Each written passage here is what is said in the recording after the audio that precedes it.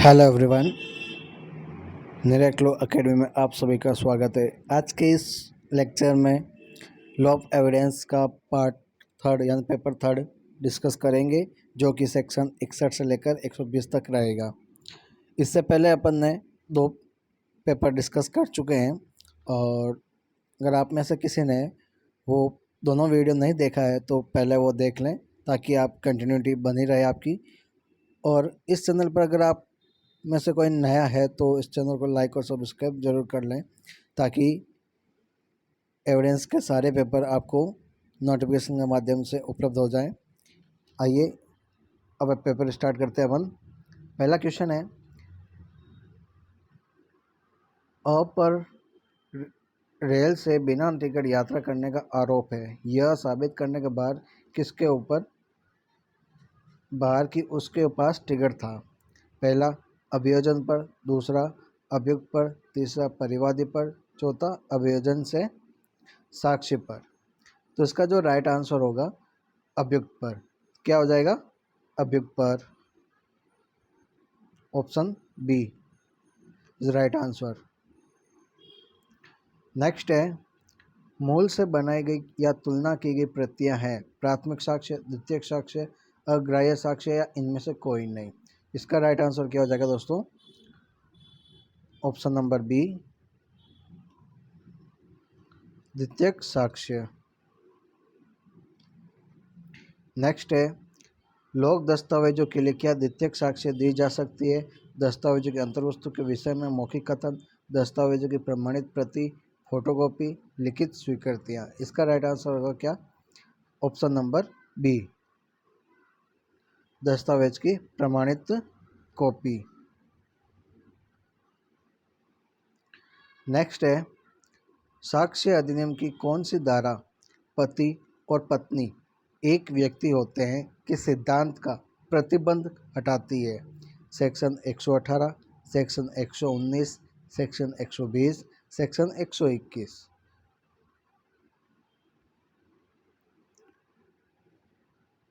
कौन सा होगा दोस्तों?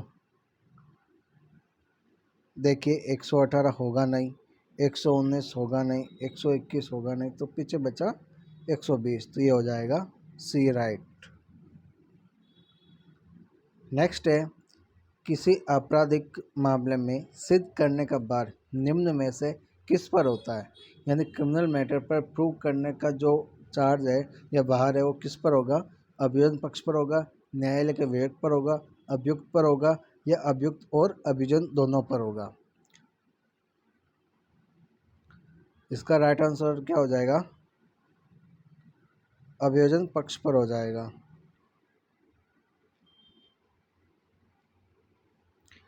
नेक्स्ट है, भारतीय साक्ष्य अधिनियम में विबंध से संबंधित प्रावधान किन धाराओं में दिए गए हैं? यानी अपने को एस्टॉपल से संबंधित जो रेंज है वो बतानी एविडेंस में कहाँ से कहाँ तक बताई गई है? सेक्शन 115 से 117 तक, सेक्शन 118 से 120 तक, सेक्शन 110 से 114 तक, सेक्शन 107 से 109 तक। जो इसका राइट आंसर होगा दोस्तों 115 से 117 तक। Option A.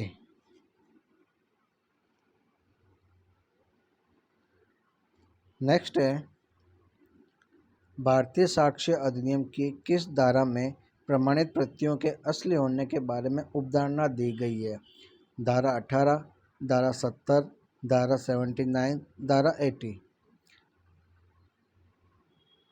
जो प्रमाणित कॉपी दी गई है या प्रमाणित प्रतियों के असली होने के बारे में उपधारणा बताया गया है वो 79 के अंदर बताया गया है। सेक्शन सी हो जाएगा।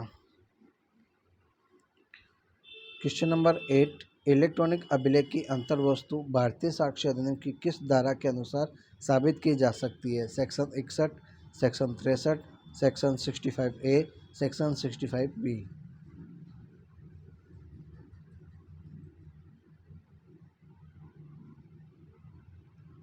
राइट आंसर डी, 65B के अंदर बताया गया है।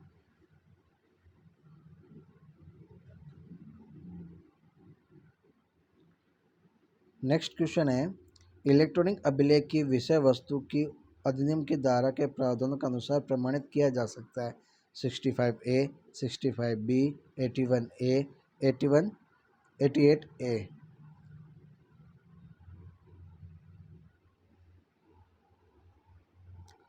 कौन सा होगा दोस्तों? 65B होगा या 81A होगा?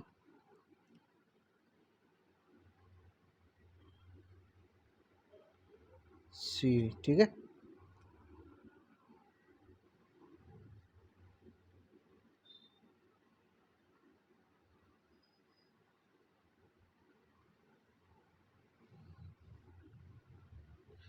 नेक्स्ट है, निम्न में से किस साक्ष्य को सर्वोत्तम साक्ष्य कहा जा सकता है? विधि के अनुरूप जारी प्रमाणित प्रतियां, दस्तावेज जिनका कोई पूर्व प्रचलित न हो, मूल से यांत्रिक द्वारा बनाई गई कॉपियां, या उपयुक्त सभी।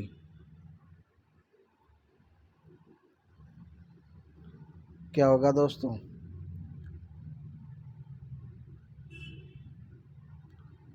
ऑप्शन बी, दस्तावेज जिनका कोई पूर्व प्रचलित न हो। यानी ऐसा डॉक्यूमेंट जो अभी तक पहले उसको प्रचलित नहीं किया गया है या पूर्व में प्रचलित नहीं हुआ है, वो पहला डॉक्यूमेंट सर्वोत्तम साक्ष्य माना जाएगा। निम्नलिखित में से कौन सा लोक दस्तावेज का उदाहरण नहीं है? प्राधिकार के बीच पत्र व्यवहार, मतदाता की सूची, बीमा पॉलिसी, आदेश, वाद का आदेश पत्र। क्या हो जाएगा दोस्तों? ऑप्शन सी, बीमा पॉलिसी।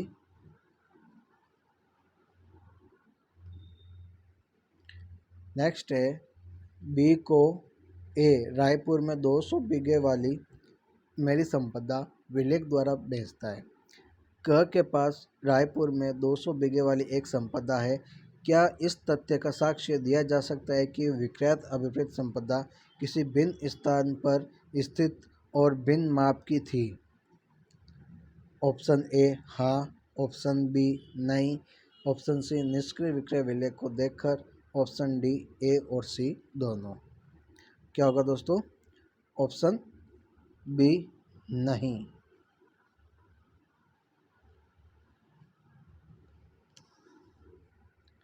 नेक्स्ट है, क जो कि एक व्यक्ति अनपढ़ है, बी के पक्ष में एक दस्तावेज एग्जीक्यूशन करता है। इस सर्कमस्टेंसेस में सबूत का भार किसके ऊपर होगा? क जो अनपढ़ है, ख जिसके पक्ष में वो डॉक्यूमेंट जो निष्पादित किया गया है, सी ए बी दोनों निष्कर्ष दस्तावेज को देखकर होगा। ऑप्शन क्या रहेगा दोस्तों इसका? बी जिसके पास में वो डॉक्यूमेंट एग्जीक्यूशन के लिए किया गया है।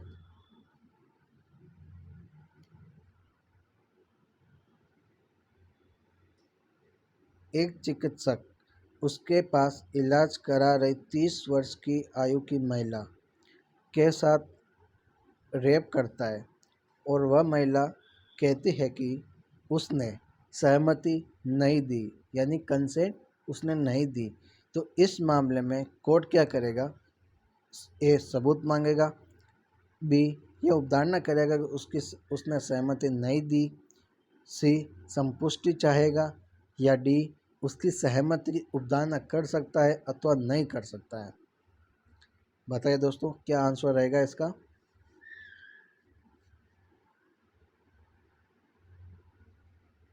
वह प्रज्यूम करेगा कि उसने कंसेंट नहीं दी है।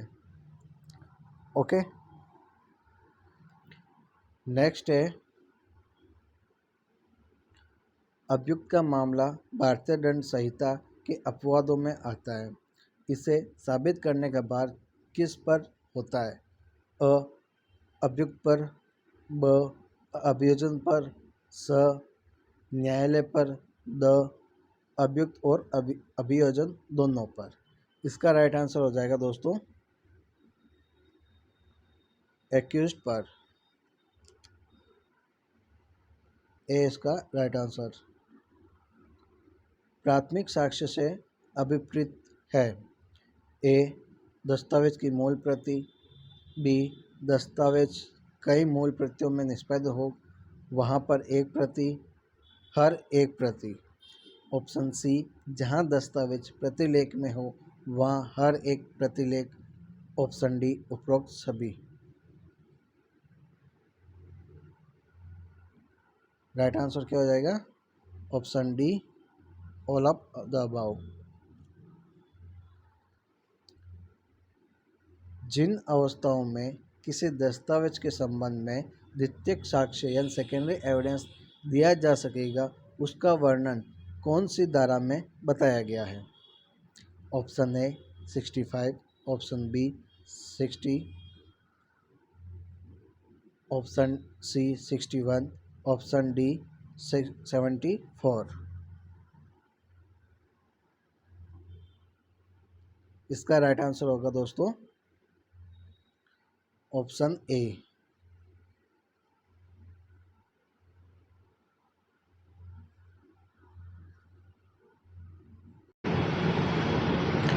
नेक्स्ट है, अनुप्रमाणित दस्तावेजों के निष्पादन के सबूत से संबंधित प्रावधान वर्णित है। Option A 67, option B 68, option C 62, option D 60। बताइए दोस्तों, क्वेश्चन नंबर 18 चल रहा है।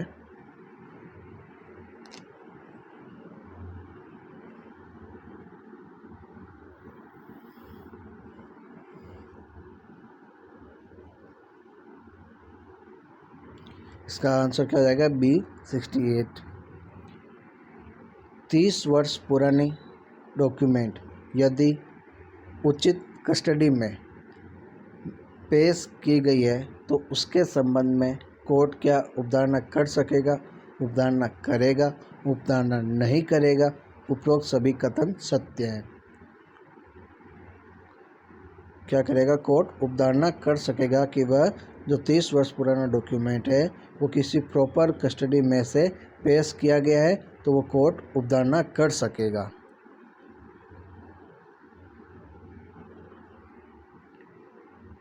नेक्स्ट क्वेश्चन है, बीमा की एक पॉलिसी उस माल के लिए की गई थी जो कलकत्ता से लंदन जाने वाले पोतों में से है।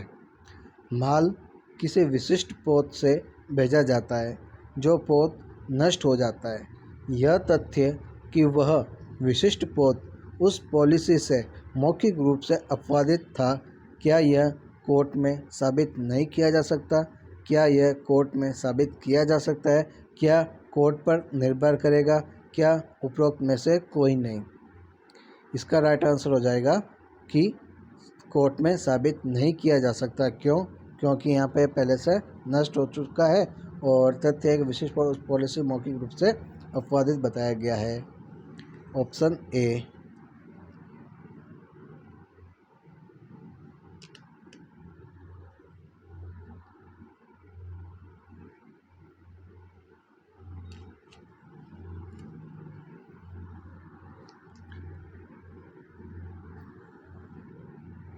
नेक्स्ट क्वेश्चन है, बी को क एक घोड़ा बेचता है और मौखिक गारंटी देता है कि वह अच्छा है, इसका बिहेवियर गुड है। बी को क इन शब्दों को लिख कर देता है कि क से 500 रुपये में एक घोड़ा खरीदा। बी मौखिक गारंटी को क्या कोर्ट में साबित नहीं कर सकेगा? क्या कोर्ट में साबित कर सकेगा? क्या कोर्ट में मौखिक साक्ष्य नहीं दे सकेगा? उपरोक्त में से कोई नहीं। क्या कर सकता है? वो साबित कर सकता है। Option B. नेक्स्ट है, इलेक्ट्रॉनिक अभिलेख की अंतर वस्तु किस धारा में साबित की जा सकेगी? Section 60, section 62, section 65 B, section 66।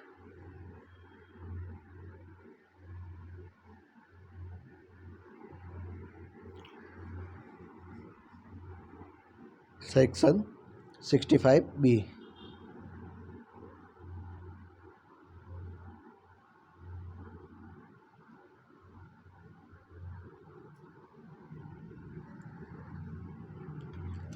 Next है,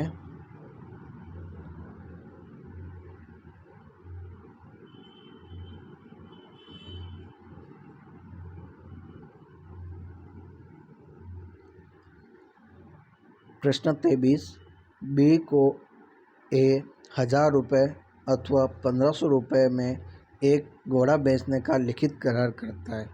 यह दर्शित करने के लिए कि कौन सा मूल्य दिया जाना था। साक्ष्य दिया जा सकेगा, साक्ष्य नहीं दिया जा सकता, दोनों कथन फॉल्स है, उपरोक्त सभी राइट हैं। बताइए दोस्तों, सेक्शन क्या रहेगा इसका आंसर।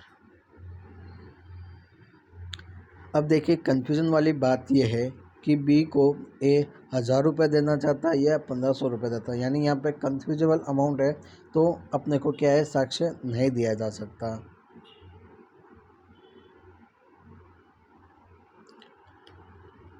अगर एक चीज़ बोलता अगर 1000 रुपये में है तो वो साक्ष्य दिया जा सकता है, परंतु यहाँ पे 1000 1500 दो चीज़ें लिख दी है तो वो एविडेंस नहीं दे सकता। क 1000 रुपये में मेरा सफ़ेद घोड़ा बी को बेचने का करार करता है, एग्रीमेंट करता है। क के पास 2 सफ़ेद घोड़े हैं, यह दर्शित करने के लिए उनमें से कौन सा घोड़ा बेचने का अभिप्रेत था।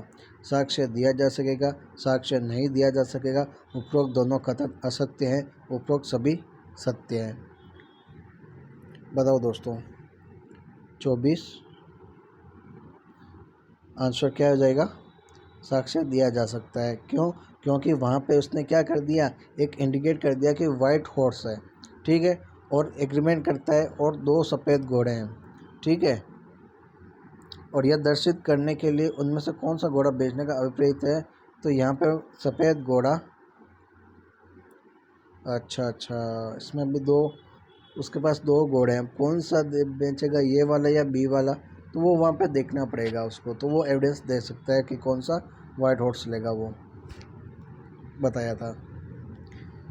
यह मूर्तिकार क अपनी सभी प्रतिमाएं बी को बेचने का करार करता है। क के पास प्रतिमान और प्रतिभा बनाने का औजार भी है, यह दर्शित करने के लिए कि क का आशय किसे बेचने का था। साक्ष्य किस धारा के अंतर्गत दिया जा सकता है। Section 100, section 99, section 98, section 92। क्या हो जाएगा दोस्तों इसका आंसर।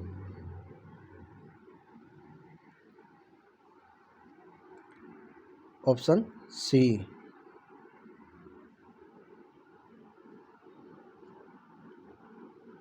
98। ओके दोस्तों,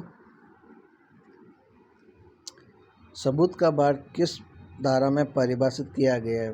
धारा 100, धारा 101, धारा 110, धारा 115, 115।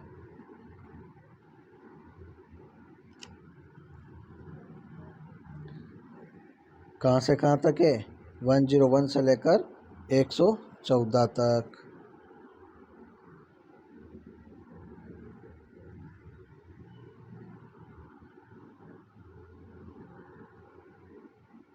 नेक्स्ट है, बी को क चोरी के लिए अभियुक्त करता है और न्यायालय से यह चाहता है कि कोर्ट यह विश्वास करे कि बी ने चोरी की स्वीकृति, बोरी की स्वीकृति सी से की है।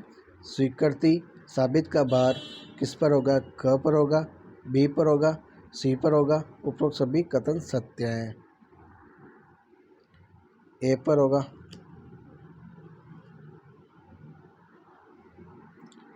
हत्या का अभियुक्त क अभिकथित करता है कि वह चित्त विकृति के कारण उस कार्य की प्रकृति नहीं जानता था, तो सबूत का भार किस पर होगा, अभियुक्त पक्ष पर होगा, ए पर होगा, या किसी पक्षकार पर नहीं होगा। उपरोक्त सभी कथन गलत हैं।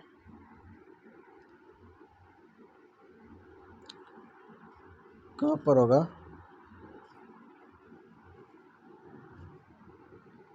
विवाहित स्थिति के दौरान उत्पन्न शिशु के धर्मजत्व के संबंध में न्यायालय की उपधारणा होगी।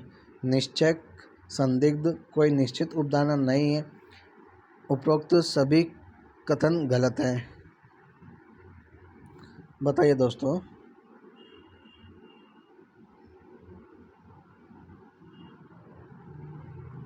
कंक्लूसिव प्रूफ है।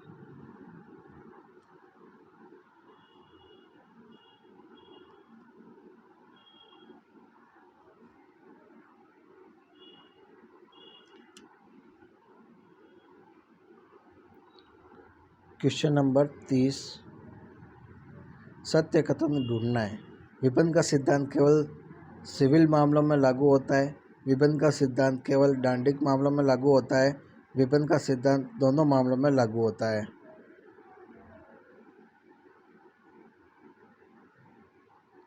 राइट आंसर हो जाएगा ए।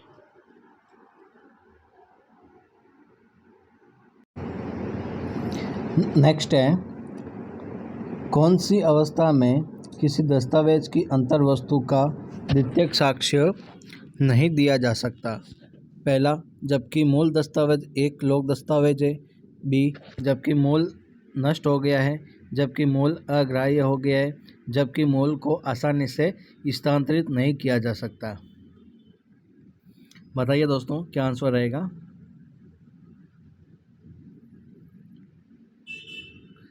तो यहाँ पे क्या हो जाएगा, ऑप्शन सी राइट हो जाएगा। मूल अग्राह्य हो जाएगा। नेक्स्ट है, इलेक्ट्रॉनिक संदेश के बारे में उपधारणा संबंधित प्रावधान वर्णित हैं। Section 85A, section 85B, section 88A, section 90।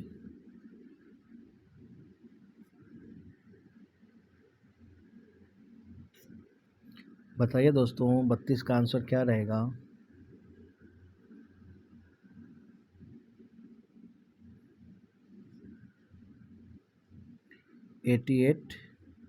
A।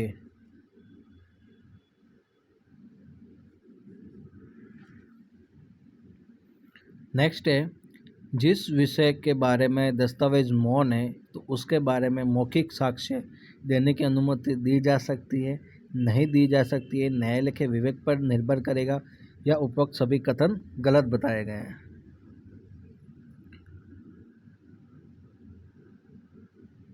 यानी कोर्ट क्या करेगा, अनुमति देने के लिए दी जा सकती है कि आप मौखिक कथन दे सकते हो, एविडेंस दे सकते हो।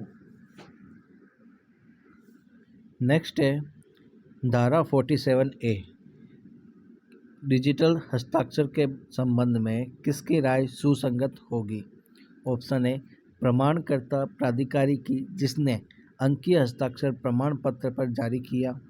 ऑप्शन बी, किसी भी जानकार व्यक्ति की। ऑप्शन सी, जिनके हस्ताक्षर है उसकी। ऑप्शन डी, उपरोक्त सभी।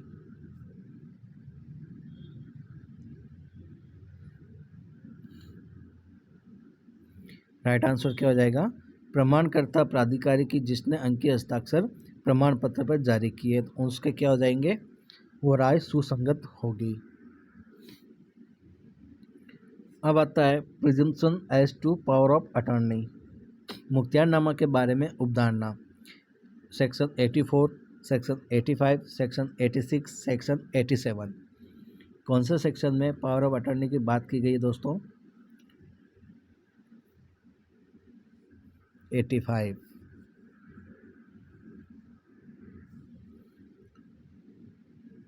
नेक्स्ट क्वेश्चन है, अंकीय चिन्ह सत्यापन का सबूत का वर्णन है या proof as to verification of digital signature.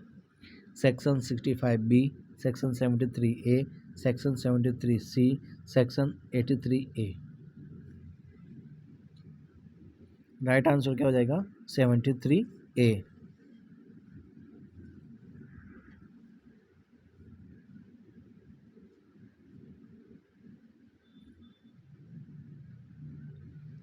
अब बात करते हैं सेक्शन क्वेश्चन नंबर 37 की। भंवर सिंह बना नारकोटिक कंट्रोल ब्यूरो दिल्ली 2010 का वाद संबंधित है। Section 64, section 65, section 66, section 67।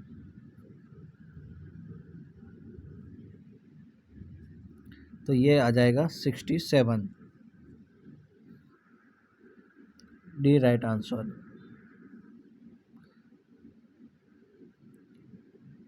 Thirty eight question, admissible electronic जो अभिलेख की ग्राह्यता है कौन से सेक्शन से संबंधित है? Section 65A, section 65B, section 65C, section 74A। Right answer B.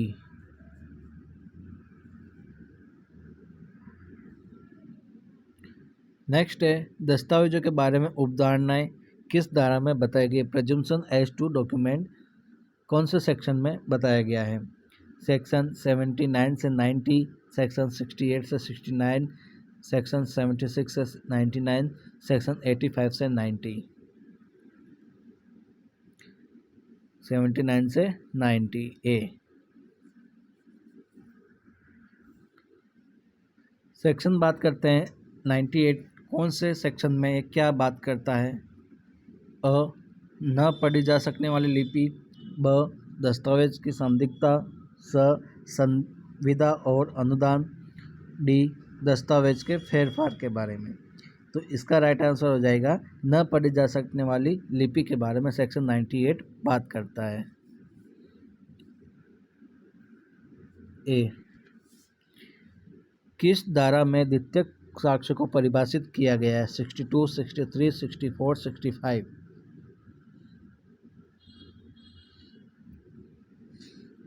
बताइए दोस्तों।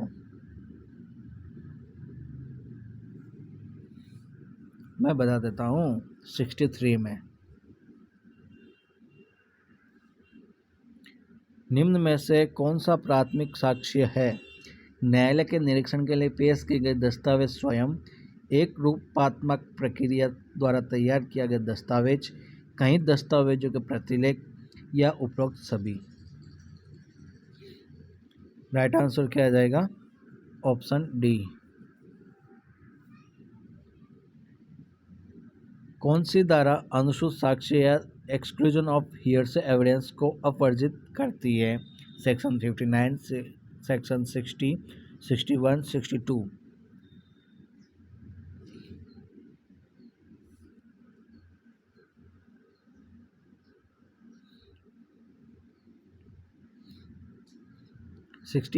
सेक्शन 60 हो जाएगा। नेक्स्ट है न्यायालय के समक्ष तथ्यों को साबित करने के लिए निम्न में से कौन सा तरीका है। ए दस्तावेज साक्ष्य, बी मौखिक साक्ष्य, सी भौतिक साक्ष्य, डी सभी।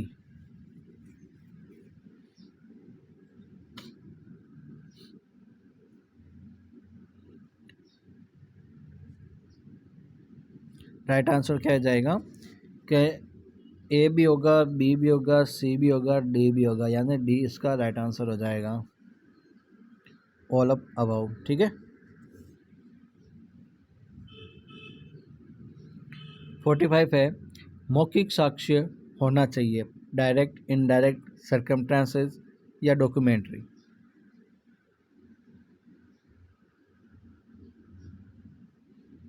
मौखिक साक्ष्य हमेशा डायरेक्ट होना चाहिए।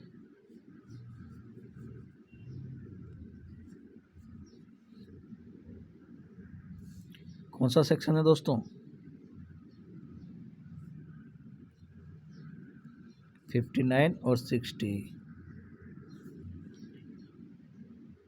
दस्तावेजों की अंतर्वस्तु साबित की जा सकेगी। कंटेंट ऑफ डॉक्यूमेंट, प्राथमिक साक्ष्य, द्वितीयक साक्ष्य, ए बी दोनों या कोई नहीं।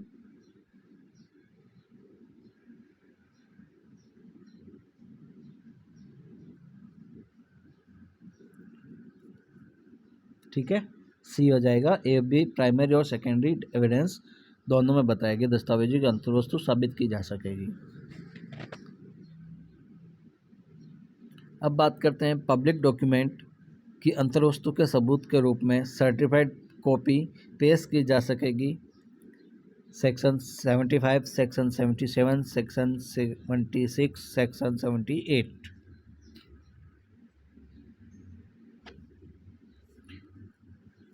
Seventy seven B right answer. कौन सा प्राइवेट दस्तावेज या प्राइवेट डॉक्यूमेंट है। स्वीकृतियाँ, vote, government notification, settlement map. क्या हो जाएगा। बंदोबस्त मानचित्र या सेटलमेंट मैप।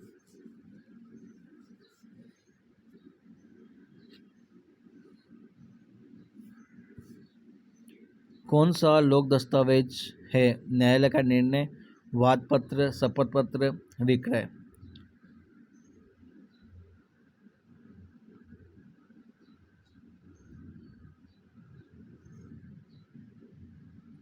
ए।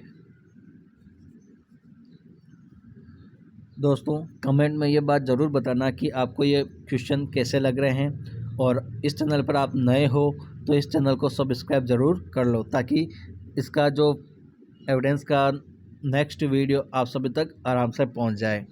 और इसका एक पूरा 1 से लेकर 167 तक पूरा एक निचोड़ भी अपन एक पूरा कह सकते हैं, कंक्लूसिव कह सकते हैं ना, जो निश्चय होगा वो भी पेपर अपन एक डिस्कस करेंगे। तो इस चैनल पर बने रहिए दोस्तों, और इसको सब्सक्राइब ज़रूर कर लीजिए।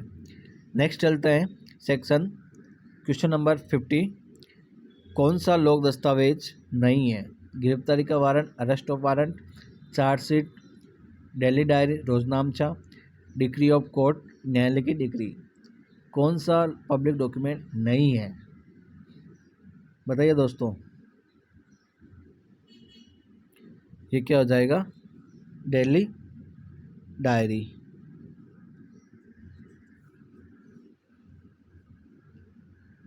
सी। नेक्स्ट है अंकीय चिन्ह के बारे में सत्यापन का सबूत वर्णित है। Proof as to verification of digital signature. इसका राइट आंसर क्या हो जाएगा? 73 बी।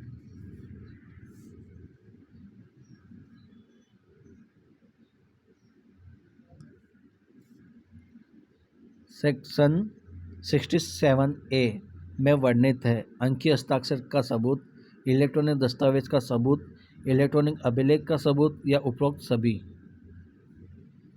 क्या हो जाएगा? अंकीय हस्ताक्षर, डिजिटल सिग्नेचर का सबूत, ए। Section question number 53। कौन सा द्वितीयक साक्षी या सेकेंडरी एविडेंस नहीं है? मूल से तुलना कर बनाई गई प्रतियां, प्रमाणित प्रतियां, टाइपराइटर द्वारा बनाई गई कार्बन कॉपी, यांत्रिक प्रक्रिया द्वारा निर्मित प्रतियां या कॉपी, मैकेनिकल प्रोसेस द्वारा, carbon copy of typewriter, certified copy, और कॉम्प्राइड कॉपीज विथ ओरिजिनल। यानी अपन कह सकते हैं कि जो कंपैरेटिव कॉपी होती है ना, तुलना करके, तो वो ओरिजिनल से है या नहीं है, तो वो आपको देखना कौन सा है इसमें से नहीं है सेकेंडरी एविडेंस। सी, टाइपराइटर द्वारा बनाई गई कार्बन कॉपी।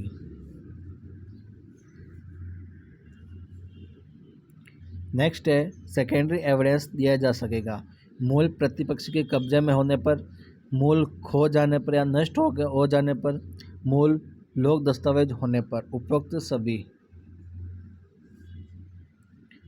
उपरोक्त सभी, डी। किस धारा में इलेक्ट्रॉनिक रिकॉर्ड संबंधित साक्ष्य के बारे में प्रावधान करता है?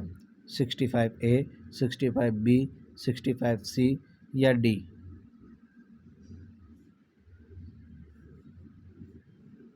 ए।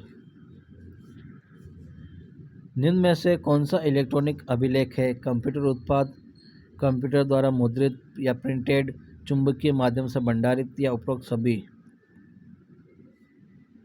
Right answer D.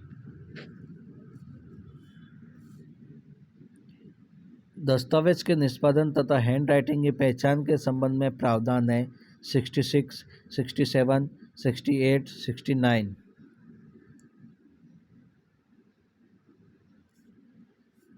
67 B right answer हो जाएगा। कितने वर्ष पुराने दस्तावेज के बारे में न्यायालय अवधारणा करेगा? 30 वर्ष, 5 वर्ष, 30 वर्ष, या 7 वर्ष।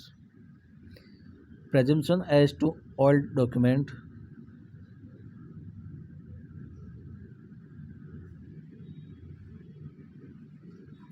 तीस वर्ष। कौन से सेक्शन में बताया गया भाई 30 वर्ष के पुराने डॉक्यूमेंट के बारे में? या आप कमेंट में बताइएगा।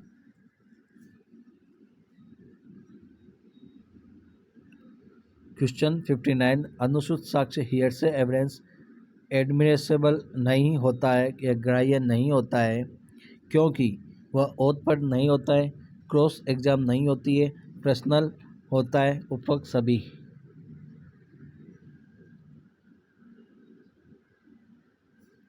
Right answer D. दस्तावेज के प्रतिलेख काउंटर पार्ट्स उन पक्षकारों के विरुद्ध जिन्होंने उन्हें निष्पादित या एग्जीक्यूटेड किया गया है, प्राइमरी, सेकेंडरी, डायरेक्ट या तात्कालिक। राइट आंसर प्राइमरी, प्राथमिक साक्ष्य।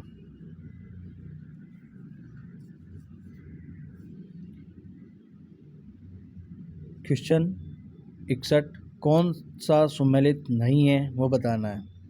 तार संदेश की अवधारणा 87, प्रजुम्पशन एज टू टेलीग्राफिक मैसेज, विदेशी न्यायिक निर्णय की अवधारणा 86, इलेक्ट्रॉनिक संदेश की अवधारणा 88A और 5 वर्ष पुराने इलेक्ट्रॉनिक अभिलेख की अवधारणा 90।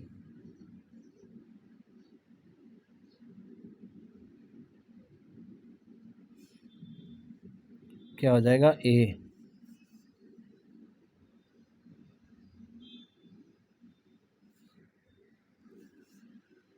नेक्स्ट है सेक्शन 85C में वर्णित उपधारणा इलेक्ट्रॉनिक करार के बारे में बात करता है, अंकीय हस्ताक्षर के बारे में बात करता है, या अंकीय हस्ताक्षर का प्रमाण पत्र के बारे में बात करता है, या इलेक्ट्रॉनिक अभिलेख के बारे में बात करता है। ये बात करता है अंकीय हस्ताक्षर के प्रमाण पत्र के बारे में। सी राइट आंसर।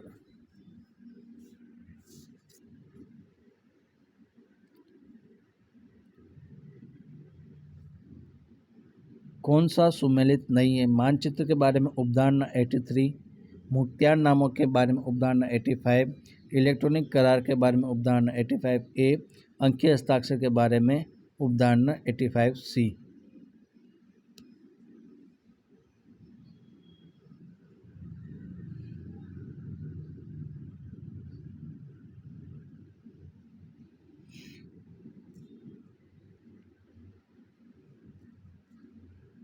ये कहाँ बताया गया 73A में,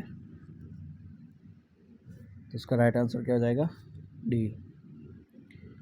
अप्रत्यक्ष त्रुटियाँ या लेटेंट डिफेक्ट्स कौन से सेक्शन में बताया गया है।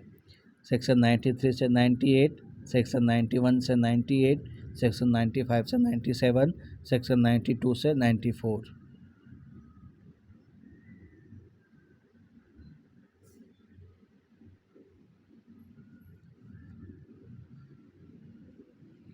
नाइन्टी फाइव से 97 में लेटेंट के बारे में बात करता है।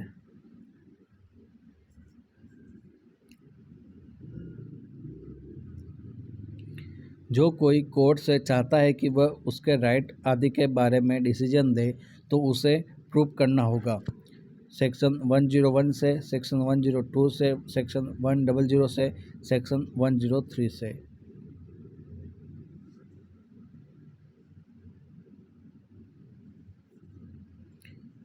ए राइट आंसर हो जाएगा। नेक्स्ट है कि किसी विलेख में स्थित या गैप उसकी पूर्ति करने वाले फैक्ट का एविडेंस दिया जा सकेगा, नहीं दिया जा सकेगा, उपधारणा करेगा या उपधारणा कर सकेगा।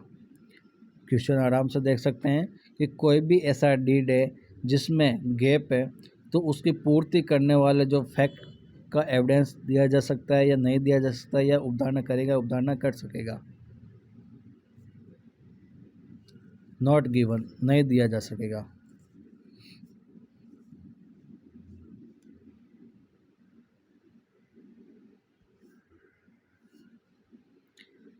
क्वेश्चन 67, ऐसे शब्द जो विलेख या अप्रचलित हैं वहाँ उनका अर्थ देने का साक्ष्य धारा के अनुसार दिया जा सकेगा।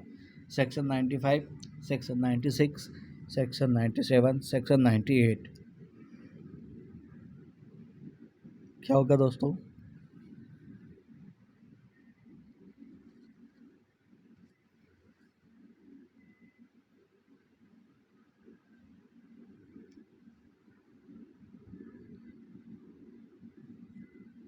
डी इसका राइट आंसर हो जाएगा।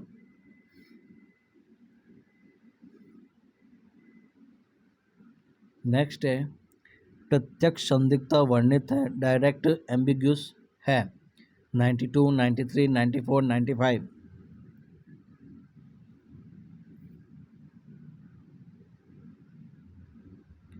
बी में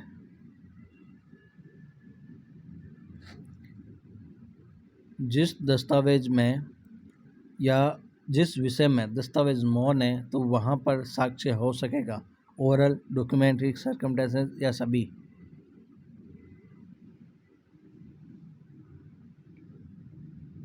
ओरल ए।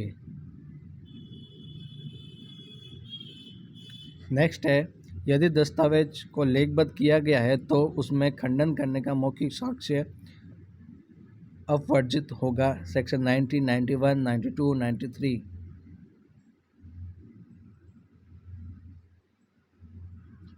92 में। नेक्स्ट है, निर्दोषिता का सिद्धांत की अवधारणा बताई गई है। Section 104, section 105, section 106, section 109। तो इसका राइट आंसर क्या हो जाएगा दोस्तों? 105 बी।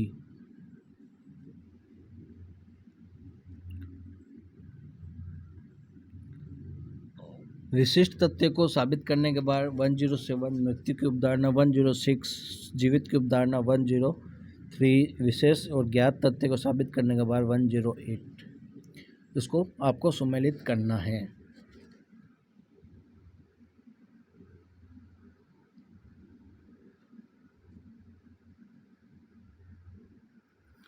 अब बात करते हैं कि विशिष्ट तथ्य को साबित करने के बाद किस में दिया गया है। तो ये अपने को दिया गया है 103 में, यानी पहले का सी।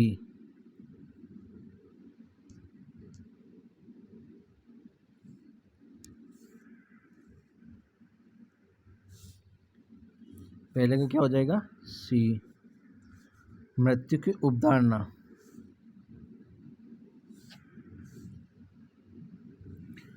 अब देखिए अपन ने क्या किया है कि एक चीज़ को पता लगा लिया, जैसे यानी पहले का सी है तो दूसरे का ढूंढने का आवश्यकता नहीं पड़ेगी। क्यों? क्योंकि देखो ए में सी कहाँ पे आ रहा है, पहले में सी बस यहीं पे आ रहा है, तो अपन को ये डी या ए बी ये क्या हो जाएंगे? इसका राइट आंसर बी हो जाएगा। माथापोड़ी करने की आवश्यकता नहीं है, राइट आंसर बी हो जाएगा। ओके, फिर भी एक बार अपन कंफर्म क्रॉस चेक कर लेते हैं। विशिष्ट तथ्य को साबित करने के बाद 103 में है, ठीक है। मृत्यु की अवधारणा किस में है? 108 में है, ठीक है। जीवित की अवधारणा 107 में है, और विशिष्ट और ज्ञात तथ्य को साबित करने का बाद 106 में है, ठीक है दोस्तों। तो ऐसे भी अपन ने देख लिया और वैसे भी एलिमिनेट मेथड के हिसाब से भी देख लिया है। यदि दोनों ओर से गवाही न दी जाए तो सबूत का भार उस पर होगा जो वाद में उपस्थित होता है, साक्ष्य देता है, तथ्य पेश करता है या असफल हो जाएगा।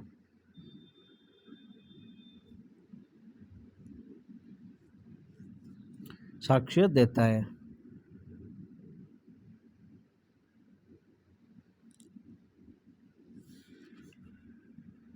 बी। सबूत का भार समाप्त हो जाता है यदि सबूत नहीं दिया जाए, सबूत दिया जाए, विपक्षी द्वारा तथ्य स्वीकार किया जाए या उपरोक्त सभी। विपक्षी द्वारा तथ्य स्वीकार कर लिया जाए, आंसर सी। किस वाद में सबूत का भार तथा साबित का भार, बर्डन ऑफ प्रूफ और ऑनर्स ऑफ प्रूफ में अंतर बताया गया है? रणछोड़दास बनाम बाबूभाई, अब्दुल्ला बनाम स्टेट, सी वाई बनाम ली गाट, कृष्ण प्रसाद बनाम गोपाल दास। राइट आंसर क्या आ जाएगा? रणछोड़ बनाम बाबूभाई ए। सबूत का प्रारंभिक भार, प्राइमरी बर्डन, उस पर होता है जो विवादक व सकारात्मक पहलू लेता है। 103, 104, 102, 101। 101 डी। धारा 110 में वर्णन है निर्दोषिता संबंध का, रिलेशनशिप का, स्वामित्व का या उपरोक्त सभी का। ओनरशिप के बारे में 110 बात करता है।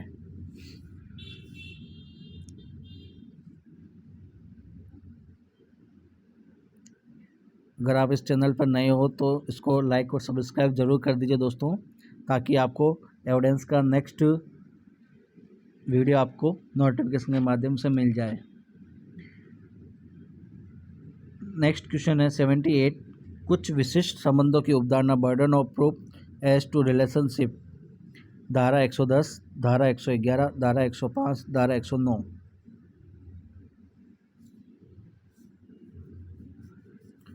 रिलेशनशिप के बारे में बात करता है 109। आईपीसी की धारा 121, 121A, 122, 123 के अधीन कोई भी अपराध की अवधारणा का वर्णन धारा 111 में, 113 में, 111A में, 111B में।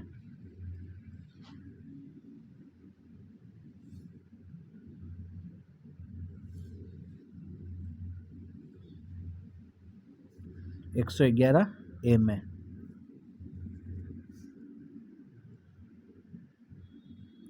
सुमेलित कीजिए। धर्मयुद्ध की अवधारणा 114A, दहेज मृत्यु की अवधारणा 112, आत्महत्या के दुष्प्रेरण की अवधारणा 113, बलात्कार की अवधारणा 113B।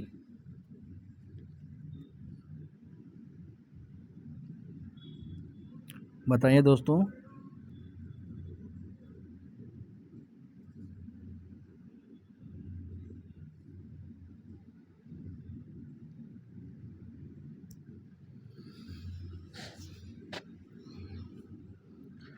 बताइएगा दोस्तों, ये मैं आपके लिए छोड़ रहा हूँ, कमेंट में बताना। नेक्स्ट है the great rule of evidence in section 111, 113, 111A, 111B।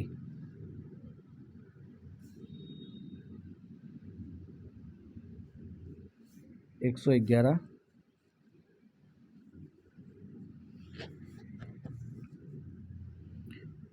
The fact which made to prove called factum probanda, factum probandum, lex loci या lex fori। factum probandum B। The principle of res ipsa loquitur in section 102, 104, 106, 108। Lakes Ipsa लोक्यूटर 106 में बताया गया है। The possession is prima facie evidence of ownership in section 110, 141, 109, 108।